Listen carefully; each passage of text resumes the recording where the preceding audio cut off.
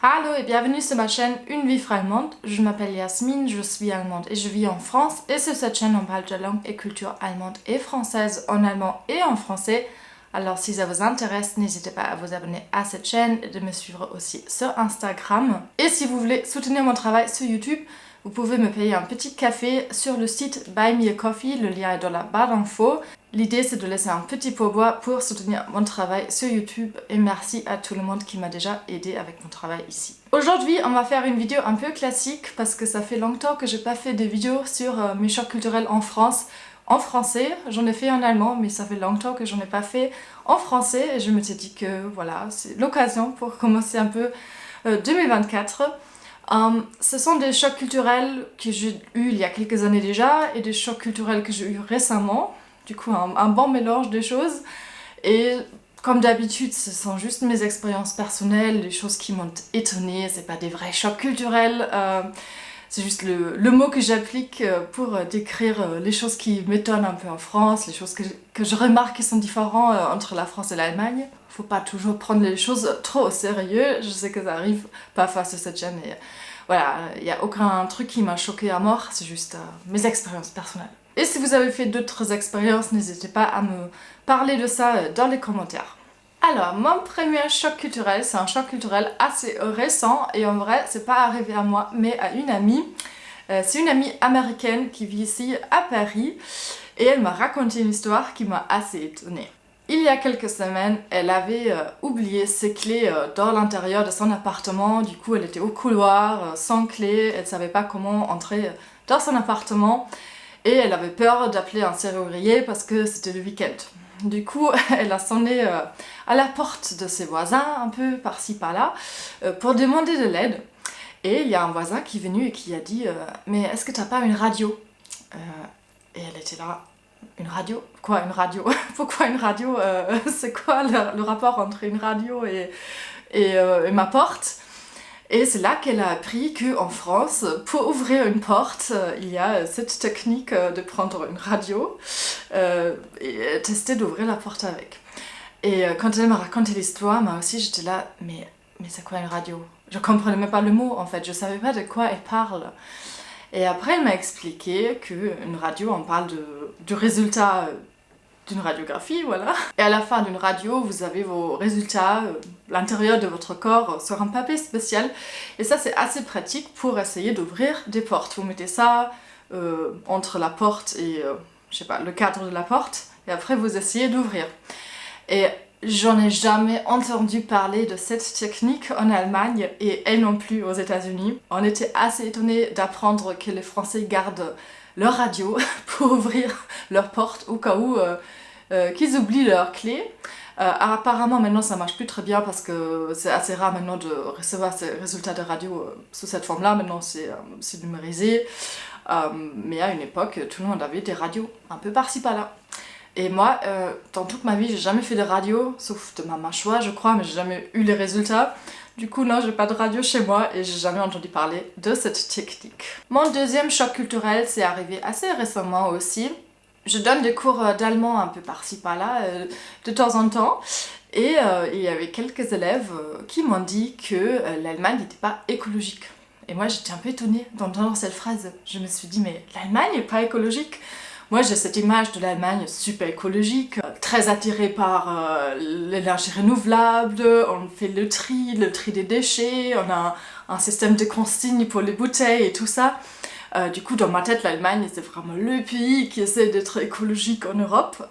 En tout cas, c'est l'autre image qu'on a en Allemagne de nous-mêmes. Et du coup, j'ai demandé à mes élèves, mais pourquoi vous pensez que l'Allemagne n'est pas écologique ? Et ils m'ont dit ouais parce que vous avez encore du charbon et nous on a du nucléaire. Je suis déjà au courant un peu de cette différence culturelle, on va dire que les Français sont très pro-nucléaire, les Allemands sont très contre le nucléaire et à la limite préfèrent le charbon. Et je sais aussi que quand on parle du changement climatique, il y a des gens qui vont te dire finalement le nucléaire va nous aider à ne pas aggraver le changement climatique, ça va nous aider, et d'autres qui disent que non, c'est une connerie, c'est trop dangereux. Voilà, vous pouvez avoir n'importe quel avis là-dessus, hein, c'est pas le débat ici, ça mérite peut-être une autre vidéo. Mais ça m'a trop étonnée d'entendre dire que les Allemands sont pas écologiques parce qu'ils ont du charbon. Parce que dans ma tête, y a pas de lien. Mais bien sûr qu'ils ont pas complètement tort. C'est juste que c'est un peu mis en question l'image que j'ai de l'Allemagne et je trouve ça assez intéressant d'entendre ça des Français. Et nous, les Allemands, on dirait complètement le contraire. On dirait, ah, les Français, vous êtes complètement fous avec vos centrales nucléaires super anciennes, super dangereuses et tout ça. Du coup, là, c'est vraiment un petit choc culturel pour moi d'entendre dire ce genre de choses. Mon troisième choc culturel, en fait, j'aurais besoin de votre aide pour me dire si c'est vraiment quelque chose de français ou si ça arrive aussi en Allemagne. Peut-être que c'est juste un truc en général qui me choque, mais j'ai remarqué qu'en France, au travail, ou peu importe, quand il y a un buffet, il y a toujours un petit groupe de gens qui littéralement sautent sur le buffet, qui se plantent devant et qui bloquent le passage à tous les autres. Et ça m'est arrivé récemment, j'étais invitée à un buffet et avant, avec le même groupe avec qui j'allais manger au buffet, j'avais déjà fait un cours ensemble, un atelier, bref, je ne rentre pas dans les détails, mais j'avais déjà passé du temps avec eux avant. C'était surtout des femmes un peu plus âgées que moi. Et vers la fin de l'atelier, elles disaient déjà ah, le buffet, il faut se mettre directement devant et tout de suite commencer à manger. Et moi j'étais juste trop choquée en fait, que même elles avouaient ça, elles avouaient d'aller se planter directement devant le buffet pour manger tout et pour laisser plus rien aux autres. Et je sais pas trop, mais je trouve ça très gênant ce comportement. Bon, je pense que vous êtes d'accord avec moi, ça se fait pas trop, mais en plus de ça, l'avouer devant tout le monde, je trouve ça vraiment très bizarre.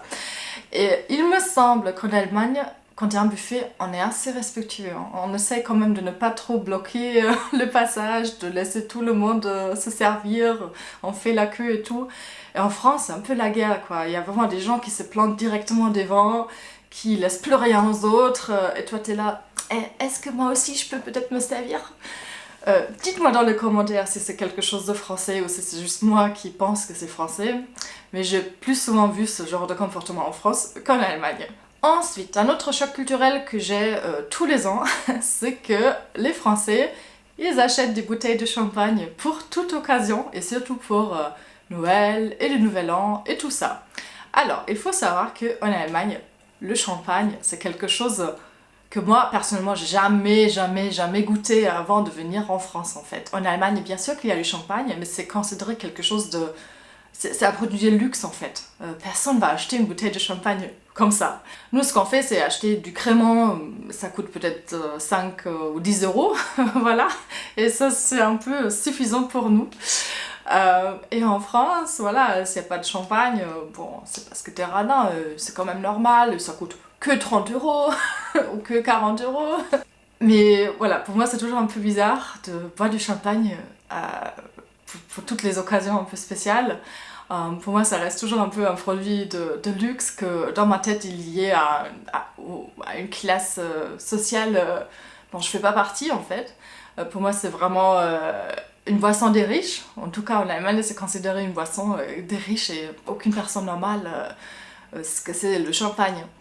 Du coup depuis que je suis en France je bois assez régulièrement du champagne et j'ai toujours pas l'habitude et en vrai je trouve qu'il y a du très bon crément et parfois je vois pas trop la différence entre le crément et le champagne.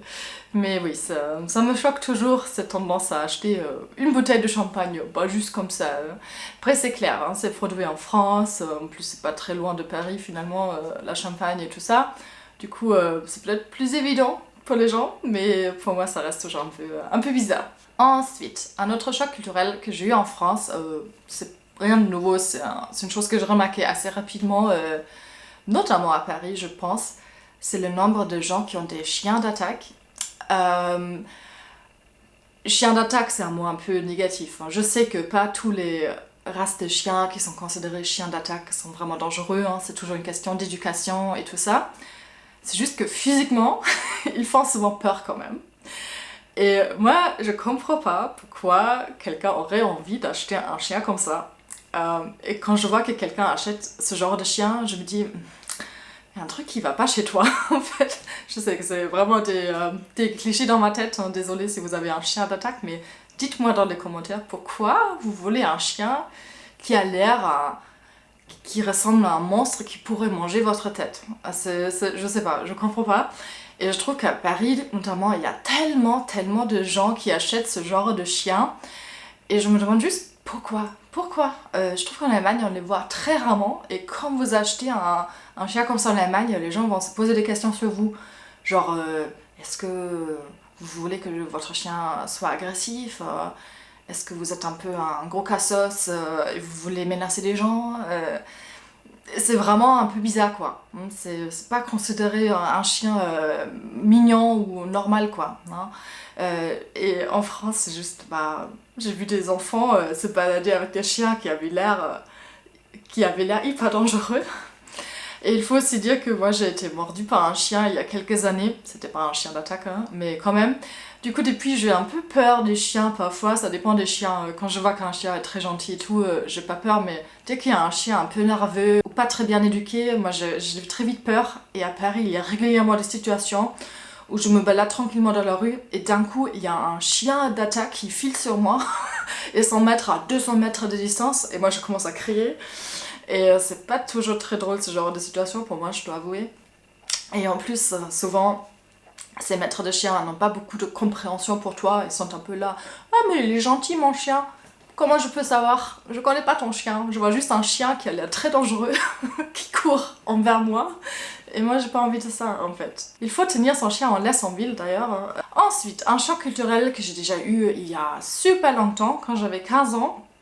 J'étais en échange scolaire en France pendant une semaine quand j'étais au collège. Du coup, pendant une semaine, je suivais les cours dans un collège à Tournon-les-Bains. Et j'ai remarqué que l'école ressemblait vraiment à un prison. Il y a des grilles devant les fenêtres et tout ça. Et à l'époque, je me suis dit que c'était juste un truc à Tournon-les-Bains. Je me suis dit, ah, c'est peut-être une ville très dangereuse.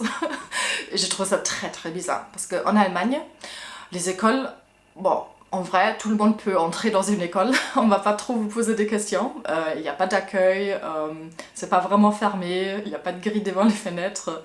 Du coup, en vrai, si vous voulez aller dans une école, vous pouvez juste ouvrir la porte et entrer. Hein, et normalement, personne ne va vous poser des questions. Je dis pas forcément que c'est mieux, hein, mais voilà, c'est comme ça que j'ai grandi.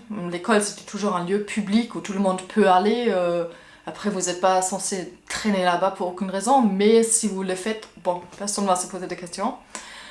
Et en France, si vous ne faites pas partie de l'école, il n'y a aucune manière d'entrer dans ces bâtiments-là. Déjà, tout est fermé. Pour entrer, il faut montrer parfois votre carte d'identité ou votre carnet, comment ça s'appelle, carnet de scolarité, ou quelque chose comme ça. Il y a des grilles devant les fenêtres dans certaines écoles et tout. Et moi, à ce jour, je trouve ça un peu triste que les jeunes doivent aller dans ces établissements qui ressemblent à des prisons. Voilà, du coup, un petit choc culturel et je me suis jamais trop habituée à ça. Et souvent, quand vous récupérez des enfants de l'école en tant que parent, vous devez attendre devant la grille comme si vos enfants étaient en prison et vous allez les récupérer après. Et je trouve ça juste trop bizarre en plus parce que vous savez même pas ce qui se passe à l'intérieur vraiment en tant que parent. Parce que voilà, vous savez pas, vous voyez jamais. Et pour moi c'est presque une perte de contrôle un peu en fait, de ne pas savoir ce qui se passe à l'intérieur de l'école et à quoi ça ressemble. Je trouve ça un peu gênant. Et mon dernier choc culturel, c'est quelque chose que j'ai remarqué que l'année dernière, du coup en 2023, avant je n'ai jamais remarqué, c'est que les Français achètent leurs sapins beaucoup plus tôt que les Allemands et ils les gardent aussi beaucoup plus longtemps.